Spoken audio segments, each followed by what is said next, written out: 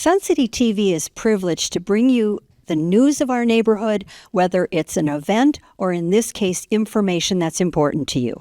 We are bringing you a new production of fire safety awareness that was presented to our neighborhood representatives. Sun City appreciates the presence of the Bluffton Fire Department, and we also appreciate the educational efforts you provide for us. So in that regard, what are key elements that we should all walk away with, that we should all be aware of to stay fire safe? Well, there's so many residents that live in the Sun City community, and the important thing that you need to know is smoke alarms are your friend. We only have anywhere from 2 to 3 minutes to get out in the event that there's a fire, and so working smoke alarms are critical. And I know even if it's chirping, it can be annoying, but we need to pay attention. Now, the holidays are approaching, and often that seems to bring some increased risks depending on people's habits and traditions. What should we be aware of? Candles are not your friend. A lot of people like to use candles during the holidays. They forget that they've lit them. They walk away from them. I would just highly encourage people consider maybe using some LED lighting. You can get the same type of environmental effect without having to worry about the fire safety. Now, I know that the fire department is continuing to make ways for us to make your job easier, having information sheets and things that are available. Tell us, are some of the resources that are available to us on the website or other that really are important for us? Sure. So one of the things that I think is most important for your viewers is CPR, knowing how to do cardiopulmonary resuscitation. Also knowing where your automated external defibrillators are, your AEDs. Wherever you go, whether you're here at Town Center or if you're out at the pickleball courts, softball field, you need to know where those AEDs are located, because the quicker that we can get good quality chest compressions and AEDs, that will increase the survivability of somebody who experiences sudden cardiac arrest. And I noticed on the website there's availability to have classes scheduled and things like that. So you're doing so much for us. I'm going to ask you one more thing, though. What's the update on Station 39, which is our prospective on-site fire station? Well, I knew you were going to ask me that question. The great thing is it's in process. Ground has not been broken on it. There were some engineering challenges that needed to be worked out with regarding to a sewer line or stormwater line that was underneath the property. So that's been worked out. They've begun the preliminary process of the architectural review. And so we're well on our way. We're hoping to see that open up sometime in 2025. Well, that's coming soon, yes, 2025. Before I get started, I do want to introduce to you two people that are a part of our organization, one who leads our organization. But with me today to do the presentation this morning is going to be Haley Frazier. Haley works in our Community Risk Reduction Division. But the man we all look up to and who leads our organization with excellence is our fire chief, Chief Paul Boulware.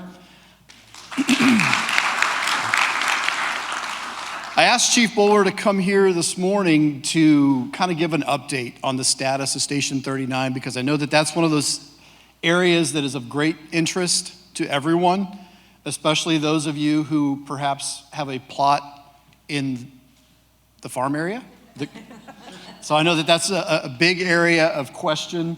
And so Chief Boulware, would you mind coming up and just giving us a quick, please welcome Chief Boulware, please. Thanks very much. I'm sure we've been well informed about the new fire station that's coming. It is definitely due. We currently run out of the Station 34, which is at the William Pope location. And so what we are experiencing are long response times. Calls for service have increased dramatically inside the community. And so with our collective data gathering and everything, we have worked with Sun City and Beaufort County to secure a spot to build a new fire station right outside the entrance to the ball field there, next to the garden spot and the power lines. That location will help us to deliver a more timely response to some of the further communities inside Sun City, the Lazy Daisy area. Right now, with the engine that's inside Sun City, or the back end of Sun City, it will take us sometimes 13 minutes to actually get to a location. And anytime somebody's having a cardiac-related event, that's a long time, okay? So putting the station here is definitely going to be beneficial for the citizens inside the community. I know there's always a few questions or whatever, how's that going to impact how the community operates now, what you're used to. A lot of people think you're bringing in a fire station, well, that's just going to be noisy all over the place. Okay? You should not experience any more noise than you currently do now with the ambulance and the fire truck that respond from the other station. We're very cognizant of the community and what we do for our daily operations and how that impacts everybody locally. So we're very respectful for that. Okay? We are excited to bring this to the community. This is still in the early stages. Through our government financing and everything, we have to go through certain procurement processes to get to that. And basically what we have done now, working with Beaufort County, has gone through a competitive bid process to find an architect and a builder. It's called the design-build type process. So we're working with architects and contractors right now to design a station that will fit on the site and that will blend in with the current architecture inside the community. I know we had a meeting the other day. There's been a small group of people who've been put together as a group to go visit fire stations in the community. Our stations, Hilton Head, Beaufort, Ladies Island, and bring back some architectural design ideas of what they like to see. Okay? So they give that to the architects, and they're working on the design now. Once we have that design, then we can take that to permitting, okay? And work with the engineers, because there's some wetlands issues there that we have to work with. Not anything major. So it looks like the station that's at the Red Barn is kind of the footprint of what is proposed to come here. Okay? It'll hold 4 firefighter EMTs and 2 Beaufort County paramedic ambulance people. Okay? So there will be 6 people in that station when it's fully staffed. 1 fire truck and 1 ambulance. Any questions that I can help answer for anybody? You are awesome. Thank you so much. Thank you, Chief. We'll continue now, give you a little bit of background. Many people in our area don't have really a full grasp of the expanse of what Bluffton Township Fire District provides. We cover a 246 square mile area that extends from Lemon Island to the north, just south of the Broad River, all the way out to Jenkins Island, just as you're crossing over the Hilton Head bridges there to about Windmill Harbor is a good landmark. So it's a good area. We cover all the way out to the New River, heading out on 46 if you're going towards Savannah, that direction. So it's a large area that we cover with 9 stations. Each of our 9 stations is staffed with EMTs, paramedics, or advanced EMTs. Everybody who rides an engine with Bluffton Township Fire District is medically trained. That's the second part of their process. Once they graduate from the fire academy, they go into an EMT training, and then we continue to give them opportunities to grow in their experience, because our goal is to ensure that we're providing the highest level of care to our residents and our visitors. So that's part of that process. Our mission is to respond to our community in a kind and professional manner. And Chief Boulware will, he'll talk about this whenever he does presentations. If you ever experience a situation where one of our personnel doesn't treat you in a kind and professional manner, we want to know about it, because that's the heart of who we are. One of my favorite authors is a man by the name of John Maxwell, and he talks about touching a heart before you ask for their hand. We as a fire organization, our heart is to truly touch our community and to be out there and be a part of what's happening so that we can build those relationships. We're not just somebody who's going to respond to you in an emergency situation. We're an organization that is here to facilitate meetings just like this so that you're very well informed about how we operate. We'll have an opportunity for questions at the end, but I'm going to jump real quickly into this just so you can kind of get an idea. We were formally founded in 1978. That was, prior to that, this area was serviced by 3 volunteer fire stations. Those fire stations still exist.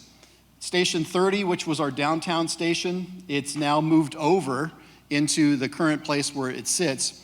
But that was one of the first stations. You also had Station 31 out in Pritchardville off of Highway 46, May River Road. That is actually where our administrative annex is right now. Haley and I operate out of that facility. That is our community risk reduction facility. And we do a lot of our outreach programs from that location. The new station that replaced that is Station 31 right there at the traffic circle. Chief mentioned the Red Barn, which is going up, the new park that the town is building out there. That's where that station is located now. The other station, Station 32, which was known as kind of the Chelsea area, most people now know that as Kalawasi. And so that was the 3 stations that service now the 246 square miles that 9 stations are currently covering. As of our last census count, there's about 76,000 people that are in our service area. So we have a pretty growing population. And just kind of give you an idea of the structure for our organization, I've provided just a quick overview. We have a deputy chief of administration, and he operates pretty much all the administrative side, tries to help relieve some of that burden off of Chief Boulware. And then we also have an operations chief, an assistant chief of operations, and he oversees most of our line personnel and the training facility. So that kind of gives you a brief understanding of how we operate. We are one of just over 300 organizations in the world that are accredited. The reason why we feel that's so important, the accreditation process, is it holds us up to a standard. Sure, anybody could put wet stuff on the red stuff. But as an accredited organization, we're adhering to nationally recognized best practices. And so we're currently in that process of reaccrediting. We should have that completed by the end of this year. And then going into 2025, we should have that process pretty well complete. So that accreditation, what that provides, oops, did I skip past it? Sorry. Yep. As I mentioned, there's approximately 301 organizations worldwide that are accredited. We have a administrator who oversees that accreditation process. And so everything that we try to do is based upon data. So building the station where it's being built here inside Sun City was based on data. Where are we seeing the great volume of calls? I'll talk about the volume of calls that we experience and that we respond to in just a minute. But just to give you an idea, Sun City is probably the primary location for the majority of our calls.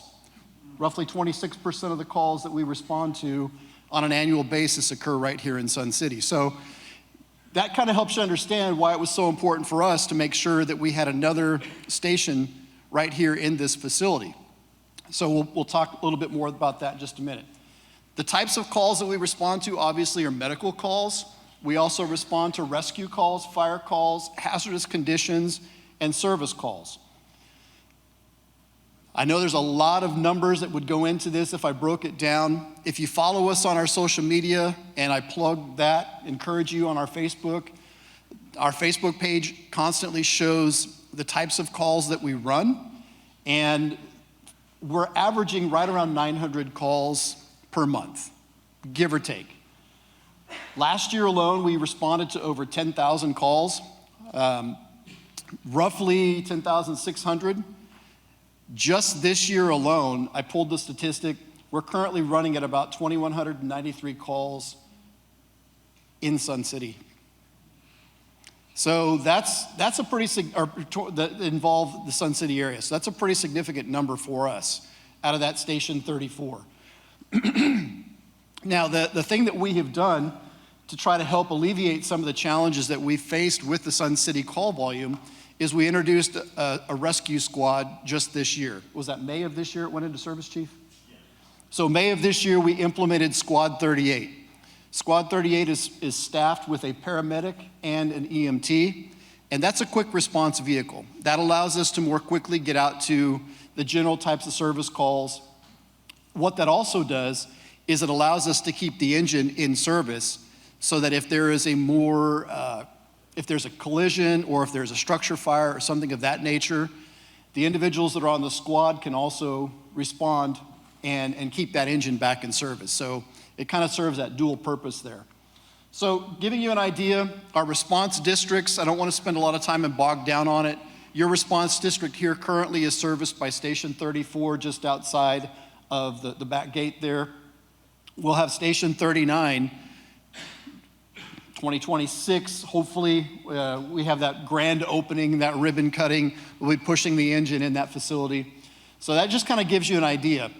In terms of a map, if you go out to our website, scroll down to the bottom of our website, you'll see there a response map. And there's overlapping maps that will show you the coverage areas. So your primary, what we call the first due, the first engine that's responding, will show up, but you're gonna see the overlapping stations that will cover those particular areas. So a second due response, if we have a fire alarm, we'll send 2 engines. If we have a cardiac arrest, we usually will send 2 engines, the battalion chief. So we wanna make sure that there's a strong presence and there's enough people that can handle that situation as it's needed, okay? So you're gonna see that. I put a picture up here. We just completed the renovation of Station 34. That happened, that was completed earlier this year, and that was a long process. We're thankful that that process is over, right? I'm getting an amen from the right side or from the left side of the room. That was a long process, but it was very much needed. And if you haven't had a chance to take a look at that facility, please do. It's a great location, and we share that. That's a county-maintained facility, but we share that with Beaufort County EMS. On this one, what you're seeing here, this is our incident response map. This is for the last 12 months. And it's kind of hard to kind of see. It looks like a giant amoeba. But the red blotches basically show you the areas where the highest level of response is taking place. In the middle of that, you can see there's a little white, there's an arrow right here. So here's Station 34 at the top of 278, right there behind Oakady Ale House. Many of you are very familiar with that. Station 39 is where that's going to be. I say that tongue-in-cheek, I'm sorry. Station 39 right here is approximately where that will be located. You're also serviced, some of the calls will come in from Station 38, which is where that squad is located. So they'll come in one of the back 2 gates to facilitate some of those calls as well. I already mentioned the future Station 39. Now, because this community continues to grow and we're seeing a lot of development, there is some forward thinking. There's some process that's going into place of looking at additional stations. These are 5 years at least down the road. But just to give you an idea that, we're not just sitting here waiting for things to happen. We're trying to progressively look at what opportunities are existing and how we can best meet the needs of this community. So those plans are already in place. Now, as I mentioned, Haley and myself, we come from the Community Risk Reduction Division. Our goal is to identify areas with high hazards and learn of ways to either mitigate, to lessen the impact of those incidents or to decrease the severity of them, such as structure fires. And we'll talk about those in a little bit.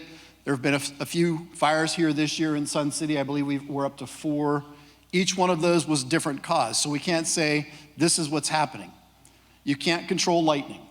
And lightning for us is something that happens pretty regularly, especially in the early spring to summer. So that's something that you really can't do a whole lot about. But there's other things that we're going to be talking about.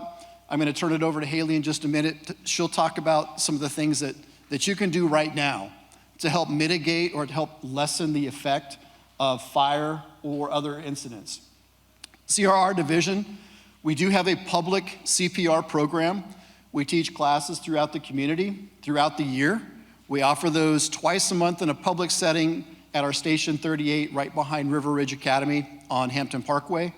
We also have smoke alarm program, and many of you have benefited from that. You've reached out to us and asked us to come change out your smoke alarm, to help change batteries. The reason why we feel that is so important, some people say, well, can't people change their own batteries, or can't people change out their own alarms? Absolutely they can. But you may not feel as comfortable climbing up on a ladder, and we don't want you to climb up on a ladder, because we would rather come out, replace the smoke alarm, replace the battery, than come out to respond for somebody who's fallen off of a ladder and has some sort of a traumatic brain injury or has broken bones. There's a long recovery process. So again, remember, we're part of the community risk reduction. One of the ways that we reduce the risk of you falling off of a ladder is we come out and take care of that service for you. Now, that is a free service. I know that's hard for us to advertise, because when you say free, everybody wants it. Yes. In fact, now that I mentioned free, there are a bunch of free resources on the back table. Please take all of them. Share the information with your friends, your next door neighbors, even those that you don't care too much about, because you still have to share that information. All right. So we also have a public AED program. One of the things that we emphasize, we want to make sure that not only do you know how to provide CPR in the event that there is sudden cardiac arrest, we want you to know how to use an automated external defibrillator, an AED. Know the locations of those throughout the community, where they exist. There's some here in the building, they're out on the golf course, are they out at the pickleball court, softball field, wherever they are, you need to identify those locations, because the quicker that we can get defibrillation and quality CPR, the higher the chance of survivability for anybody who goes into sudden cardiac arrest. So we do that as well. We also do car seat checks. So if your grandparents in the room and you have people that are coming to the area to visit and you've not put a car seat in and you can't remember how long, you probably need one of us to assist you with making sure that it's put in properly and safely, and that the car seat is the appropriate car seat for the grandchild that's coming in. So that's one of the things that we also do. We do fire and home safety presentations like we're doing right here. We do those for every community, and we do that again, that's free of charge, again, to reduce that risk of what we see. So how can you help? How can you do your part? I'm gonna start by turning it over to my good friend Haley, and she's gonna take you through the first two sections, and I'll carry us toward the end. Save your questions, maybe write them down if you have them come up, and then we'll answer those questions at the end.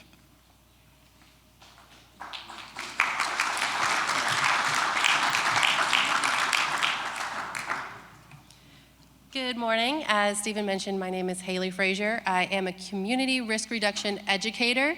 I recognize some of you, we've done a lot of community meetings where we've covered some of these things. Some of you I've been in your home to help with the smoke alarms with my partner Sam.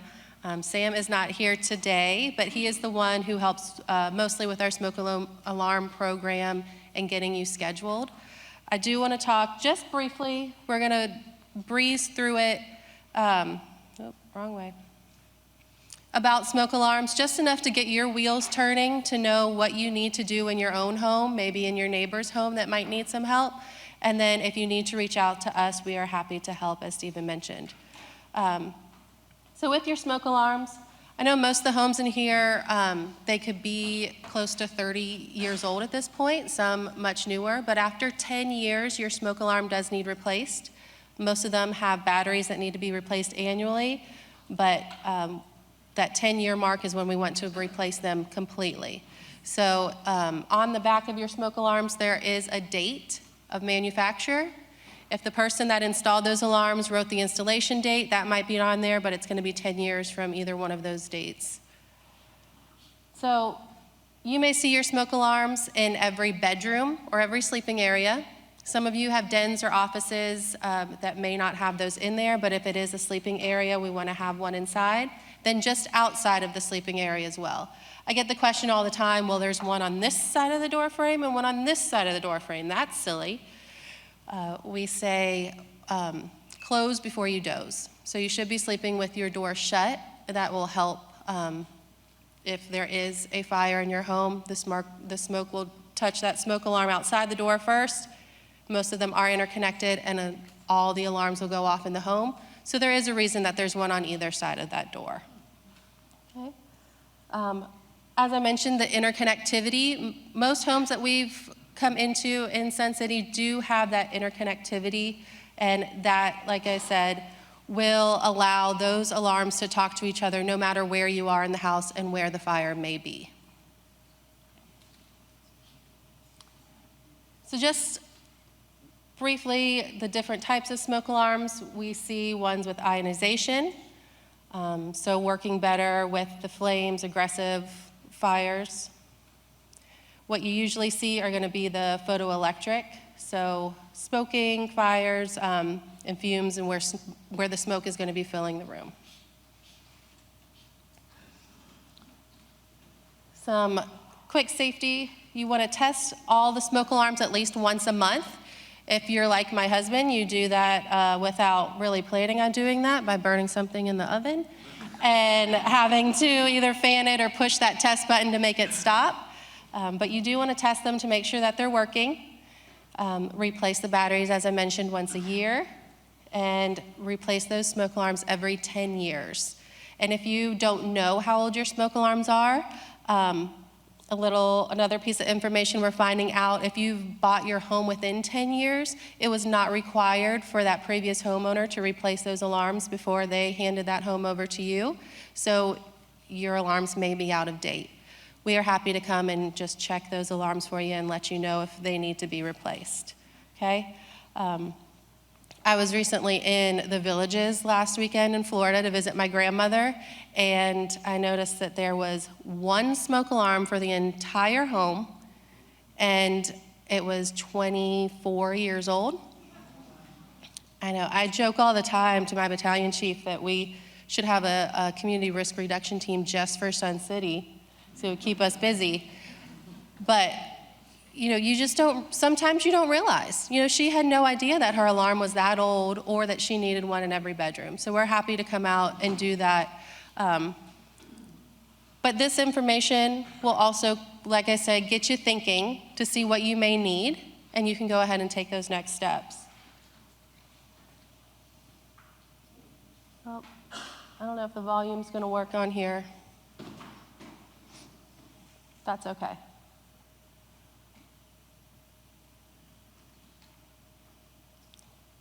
This one does not need any sound. Hopefully you can see this behind my head. So if you can't tell already, there's a small fire starting in the corner of these sofas. This shows you natural materials. This is our synthetic material living room. Unfortunately, most of the furniture that's out there now is going to be more of the synthetic material, but it shows you how it doesn't look like it yet. Give it a second. The smoke is filling the room, and those materials are more flammable. The flames are going to engulf that more quickly. So keep that in mind as you're thinking about where your smoke alarms. Wish I could fast forward this for you a little bit.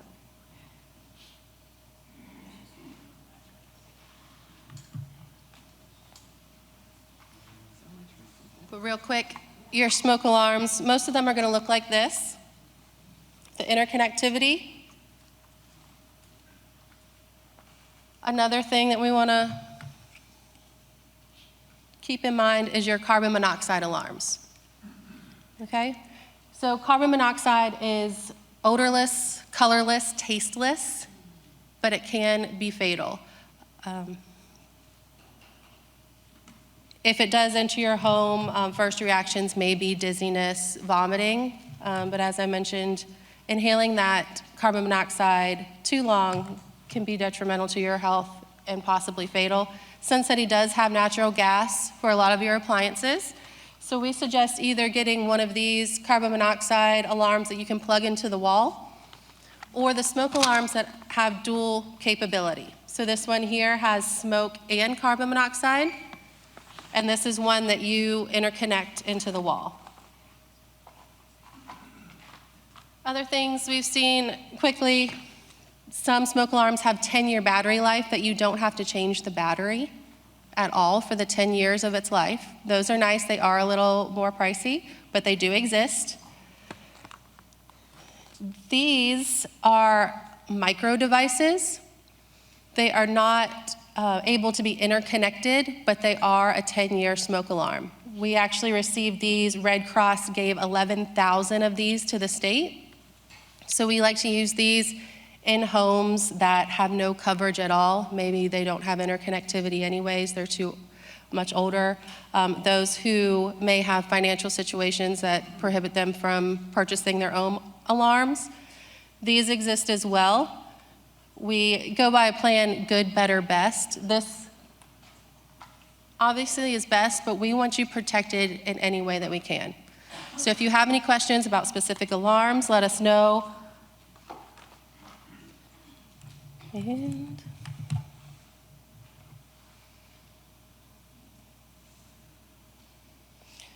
talks about carbon monoxide alarm locations. We're happy to do that. They're pretty easy to install. Like I said, it is just a plug-in.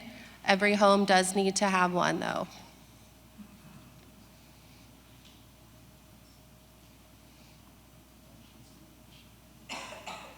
Learn the sounds of safety. I guess we're not going to do that if there's no sound. As mentioned, let us know. Sam is the one that you would usually talk to get on the schedule. If you do have something chirping, beeping, give us a call. We'll try to come out as soon as possible. Otherwise, if it is just a routine check, we have 2 days a month that we fill up the day with house calls, and we're happy to come out and help you. Okay. Thank you.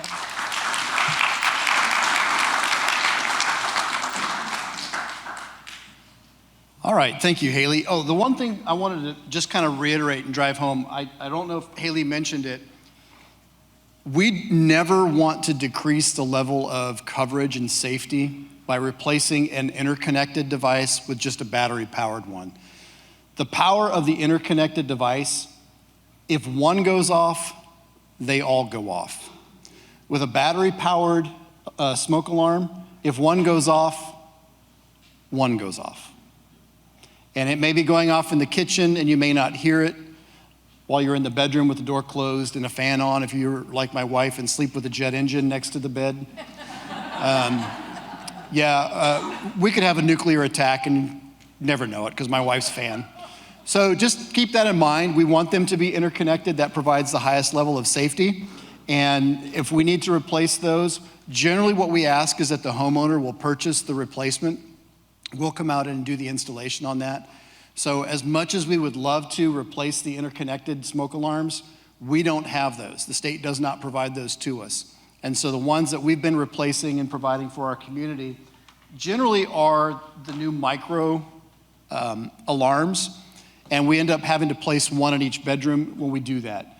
So that's not the preferred, but at least it provides a level of protection.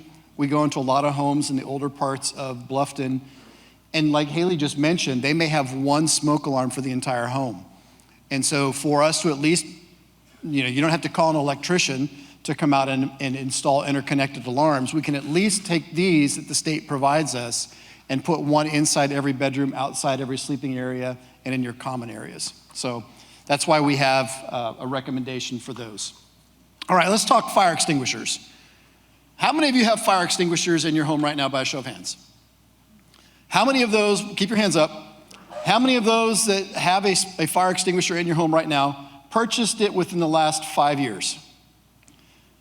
Last 3 years? Last 2 years? Last 6 months? All right, this month. All right, the reason I asked that, many of you kept your hands up when you said, hey, I got mine 5 years ago. Guess what? It's time to replace that fire extinguisher. Generally, the recommendation is we replace those fire extinguishers every 2 years or have them serviced. It's generally cheaper for you to have that fire extinguisher replaced, purchase a new one, than to take it out to a service organization.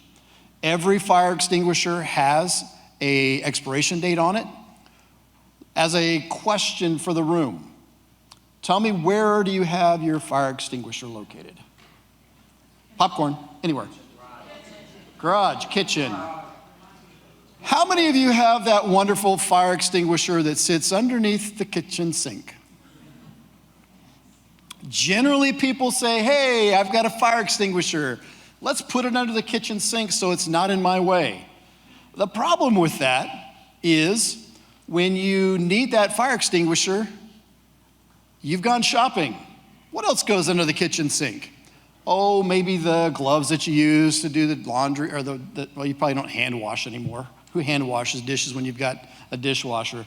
But you put your cleaning products under there, you put the pods under there, all the stuff begins to get under there. And the more that you put under there, where does that fire extinguisher end up? Further back. You saw how long it takes for fire to spread. Within about 4 minutes, that fire was reaching flashover. And the toxic gases that we're seeing off gas in that smoke was in about 2 minutes. You're not gonna have time to dig through everything that's underneath that kitchen sink to get your fire extinguisher. So we want that fire extinguisher mounted somewhere close to the kitchen and one close to the garage. So we like to see 2 in every home at a minimum. So make sure they're mounted, they're accessible. The other thing we want you to do is if you take that fire extinguisher out once a month, when you're checking your smoke alarms, hint, hint, check those smoke alarms once a month, take that fire extinguisher out and turn it over, pat it on the bottom, tell them what a good fire extinguisher is, turn it back upside down, turn it back over. You're such a good fire extinguisher. Put it back and then put it back on the rack. Why do I tell you to do that? Right, because what happens with that fire extinguisher, just like a good box of cereal. Remember Mikey and his Life cereal? Mikey likes it. Well, all of that cereal over time just kind of settles. And when you go to open up the bag of a brand new box of cereal, the box is only half full, or half empty if you're a pessimist. Either way, it's only half of it. Well, the same thing happens with that fire extinguisher. Over time, it settles, and it just sits there. So by activating it, by patting it on the bottom, you're breaking it up, breaking up that clump, and it allows it to be active so that when you go to squeeze the handle, and I'll talk about that process of using it in just a minute, it's ready to go, okay? So there's different types of fire extinguishers for different types of purposes. One thing you're gonna notice on every one of the slides that I have here regarding fire extinguishers, do you see those 2 little letters surrounded by a circle? That's UL, Underwriters Laboratory. That is an organization that looks at all home products and certifies their usability, okay, their safety level. If you are buying a fire extinguisher, and I know you are, when you leave here today, it's gonna be on your to-do list.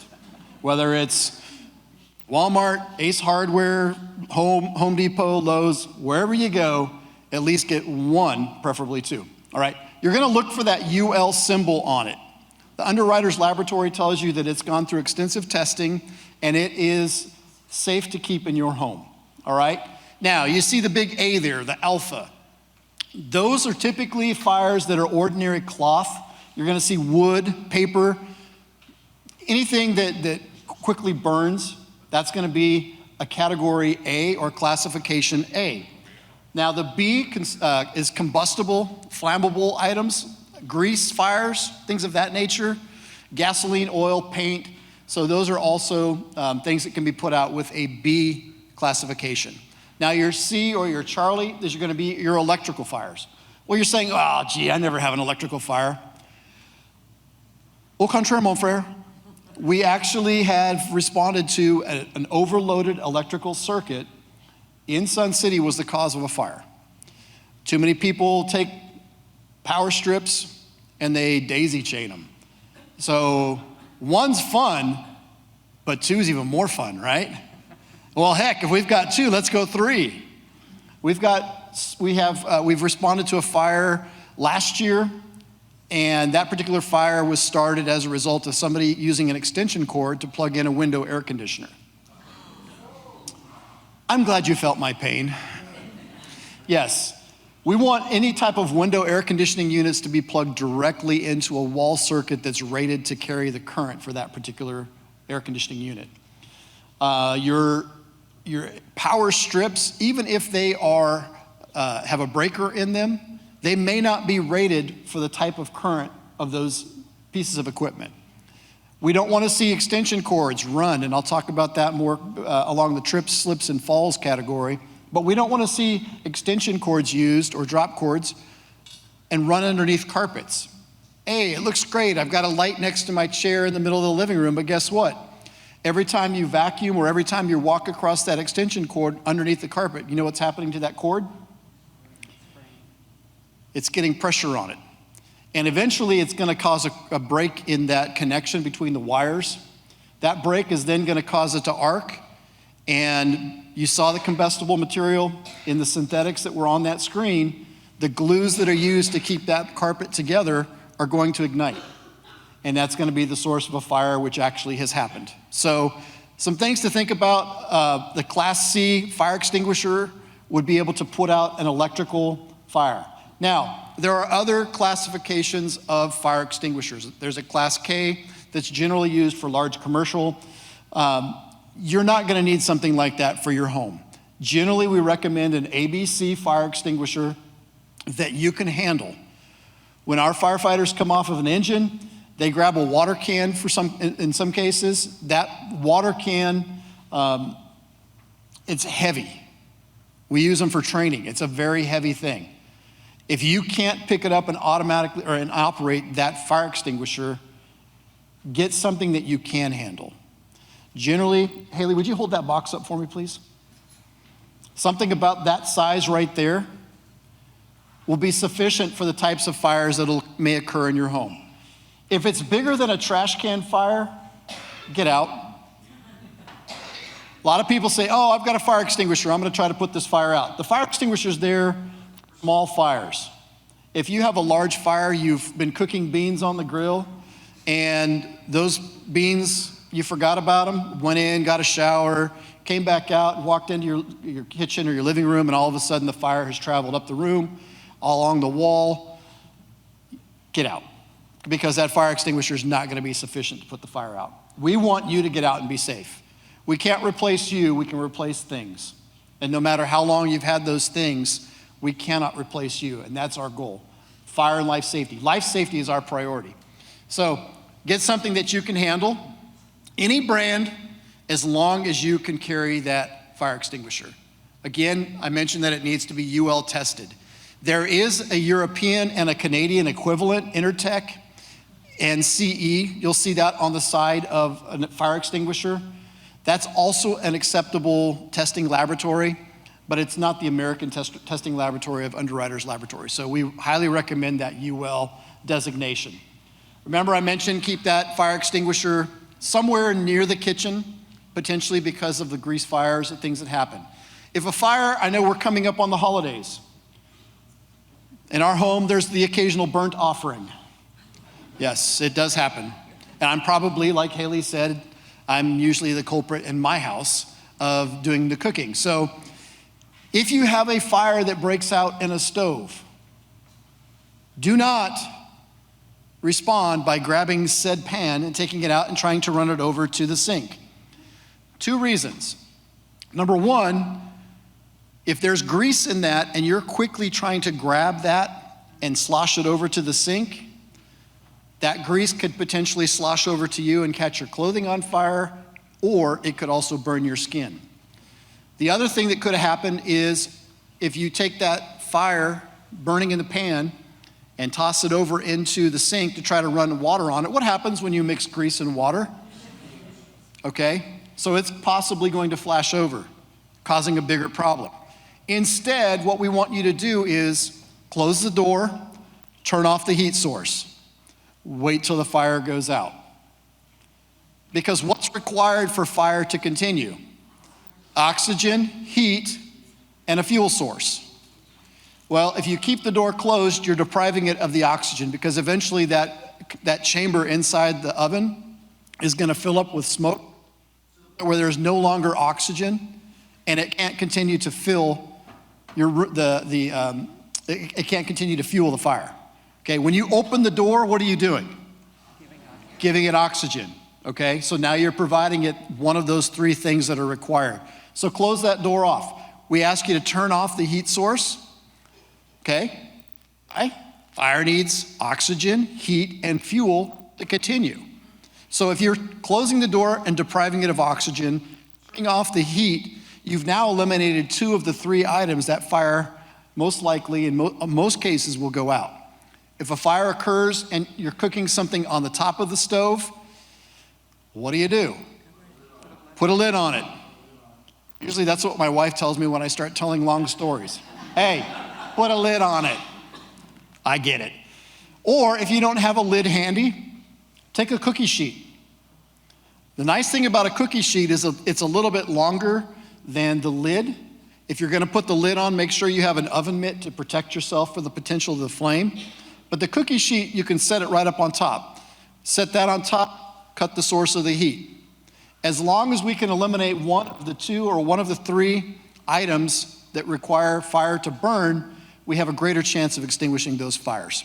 So hopefully that gives you some information there. Oh, I did mention not under the kitchen sink. Did I emphasize that enough yet? Hopefully I have. Hopefully you can see that one of the important places to locate also is near a bedroom. Why would I want it near a bedroom?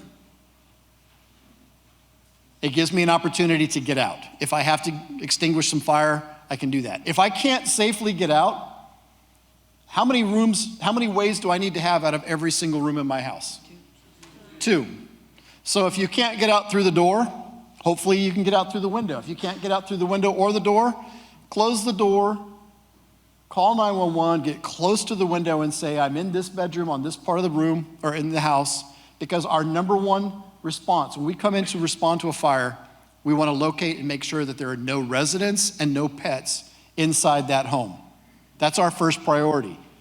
So when we arrive on scene, because you have developed your home fire escape plan, you've come to a meeting place outside of your home, whether that's by a neighbor's tree, some special location outside of your home. Our firefighters are going to say, is there anybody in the home? I am the resident, that's my home, everybody is out. Or, I got out, my dog is maybe in a crate or wherever they might be. We just recently rescued a cat from a house fire. It was a big cat.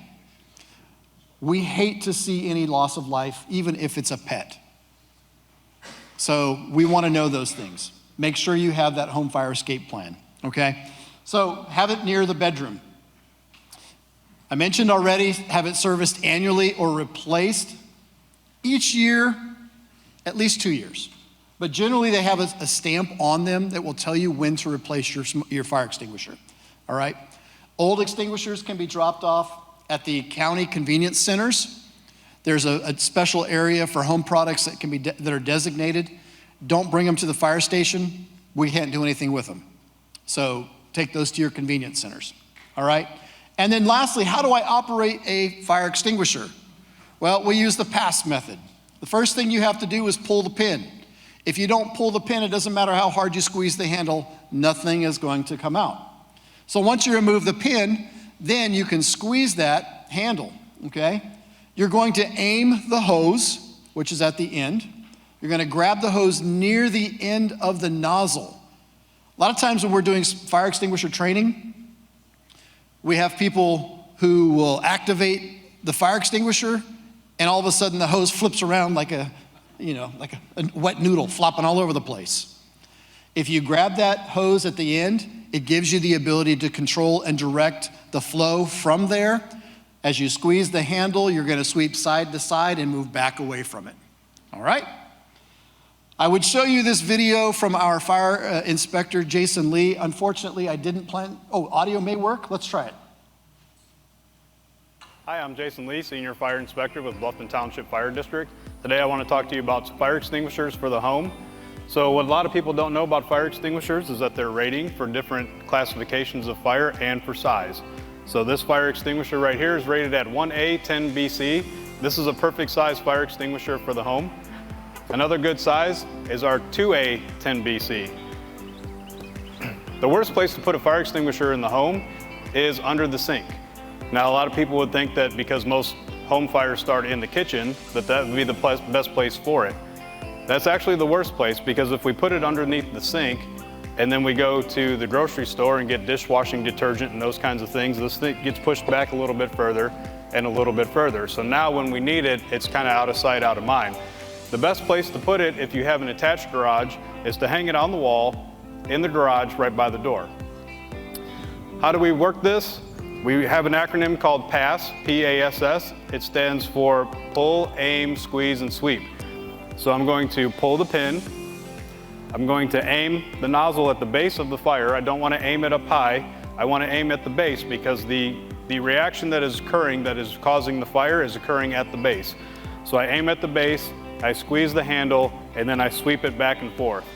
And then as I'm discharging it, I want to back away like this. So never put yourself in a position where you are between the fire and nowhere to go.